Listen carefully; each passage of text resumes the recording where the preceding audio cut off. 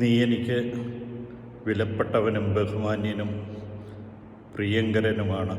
നിനക്ക് പകരമായ മനുഷ്യരെയും നിൻ്റെ ജീവന് പകരമായി ജനതകളെയും ഞാൻ നൽകുന്നുവെന്ന യെശയ്യാ പ്രവാചകൻ്റെ പുസ്തകം 43-ാം അധ്യായം 4-ാമത്തെ വാക്യത്തിൽ അരുൾ ചെയ്യുന്നുണ്ട്.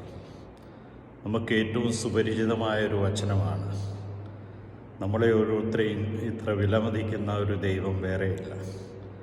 നമ്മളോരോരുത്തരും അവിടത്തേക്ക് വിലപ്പെട്ടവരും ബഹുമാന്യരും പ്രിയങ്കരനുമാണ്.